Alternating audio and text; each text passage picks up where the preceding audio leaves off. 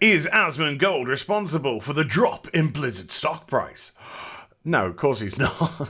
That's just stupid, isn't it? But in today's video, we're going to have a look at exactly what is going on with it because, oh boy, it ain't good. Sorry?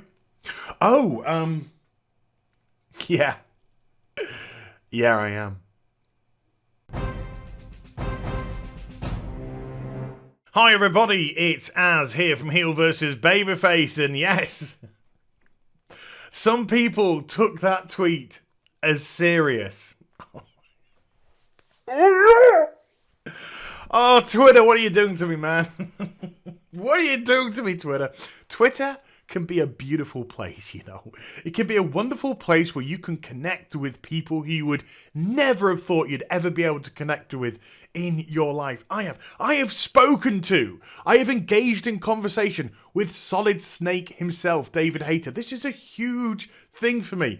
Ian Livingstone, one of the creators of the fighting fantasy novels, who I adore and loved as a kid, I have engaged in conversation. The gorgeous, sexy Katie Lotz from Legends of Tomorrow, I am engaged in But this right here is 99.9% of Twitter, where you can put a blatantly obvious joke. You even put professional neckbeard in quotes and have people go...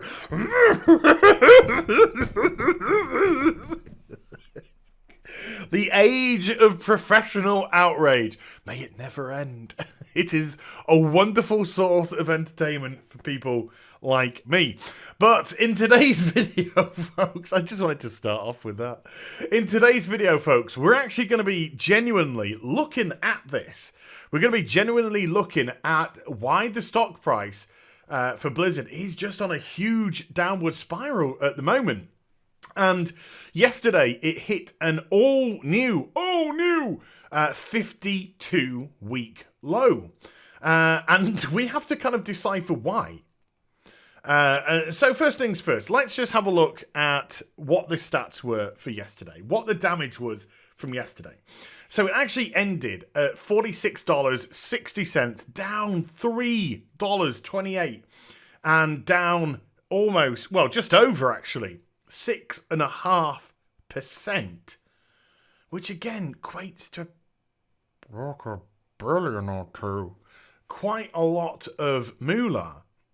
And this is NASDAQ, which I'm using, by the way. I'm going to go on to Reuters now. These are great sources. These are, wonderful sources of information. Here is the Blizzard stock price over the course of the last 12 months, right? So this is from January up to where we are in December, okay? Now, if you just look at the stock price from beginning of January to the end of September, beginning of October, it's remained relatively consistent. You could stick a line across here and it comes out at around about $75 a share. And it hit like a low, I think somewhere around here of like 63, an annual low of like 63. But right at the end of September, beginning of October time, stock price was actually at an annual high, 52-week high of $84.55. And then leading into BlizzCon, we've got a relatively steep drop-off from 84 down to around about 67.5-ish. Now, why was this? Is this because news was starting to come out that, there wasn't going to be any new IPs announced at BlizzCon, and that's what the market was really hoping for? Were they hearing things about the potential earnings call to come?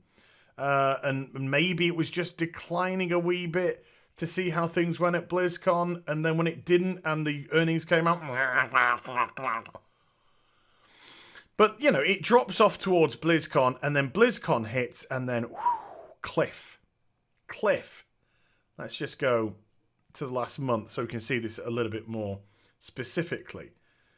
So we have the beginning of November. After we've already, let's just... actually, let's go to 3 months. After we already had a decline from BlizzCon itself, we had this decline, which in itself at the time... was huge. It was huge. People were alerting me to say, Az, have you seen what is going on with the Blizzard stock price following BlizzCon? It's plummeting.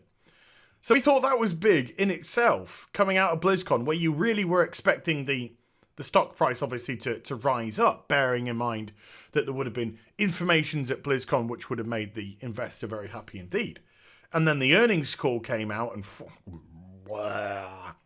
But ever since the earnings call, this is where we jumped to a month now, ever since the earnings call, it's just never picked up.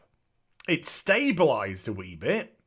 You know, it's kind of went up a little bit there and then back down again and a little bit up. So it's remained relatively consistent throughout most of November.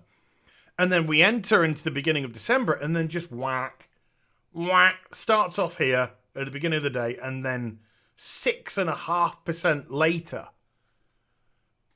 Which is really, really weird. Now, I spoke earlier about market trends. So let's have a look at market trends, shall we? Actually, no. Before we do that, let's have a look at somebody else. Let's have a look at EA. Because EA, as you know, lovely company. EA themselves have had their own issues. This is their last month of trading. But they are kind of like the last, 10 days or so. It's been there or thereabouts, down, but up, but down. So it's had a much more kind of a consistency here. You can, again, you can draw a line through that and it kind of go somewhere. But let's have a look at EA on the year, which we looked at in another video. Look, you can just see at the bottom here. See, it's just getting a little bit more consistent towards the end after these redonkulous drops. Patrick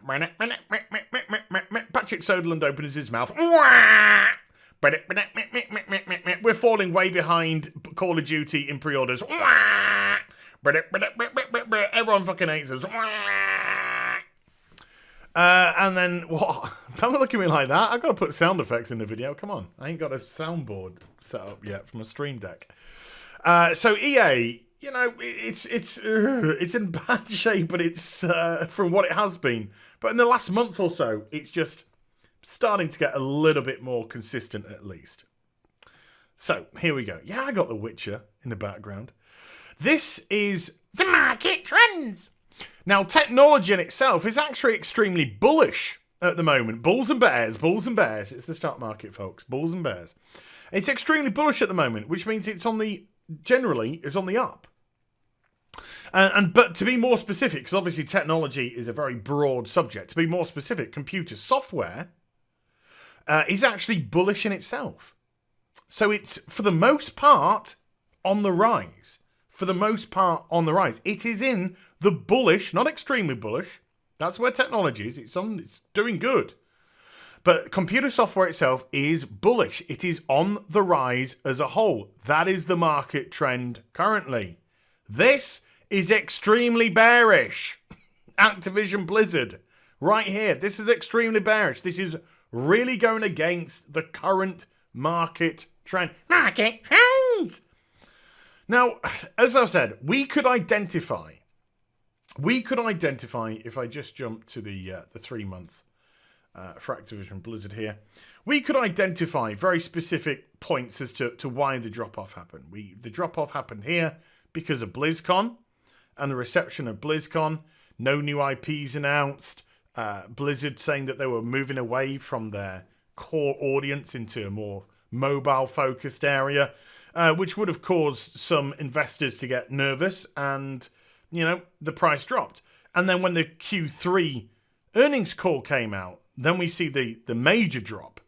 Because for all that it was wrapping up, the simple fact is, even though Call of Duty did ridiculously well, it underperformed against its previous version, and therefore that didn't make the shareholder happy.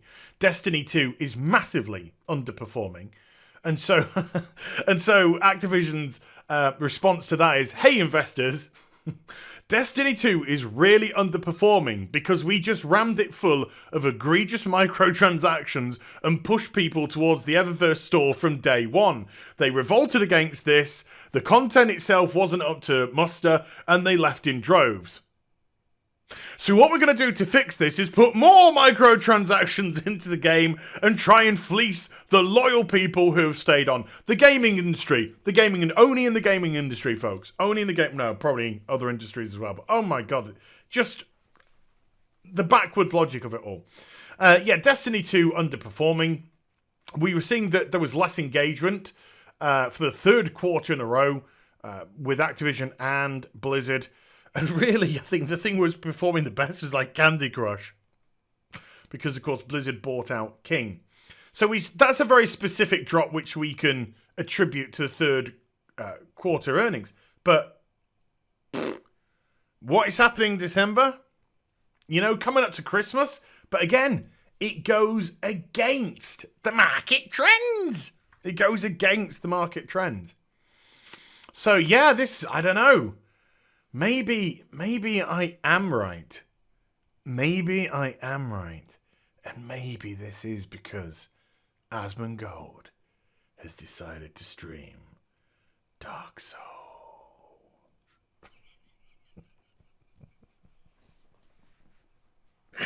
Oh my god, I bet you there's people in the video who think that's serious as well. So I hope you enjoyed the vid. Put your comments and suggestions as to why you think. But bearing in mind, it goes against market trends. I hope you enjoyed the vid. If you did, do get a thumbs up and also subscribe to the channel. Follow me on social media and Twitch for live streaming. Links, they're in the description box down below. And I'll be back with some more stuff very soon. You take care. Bye for now.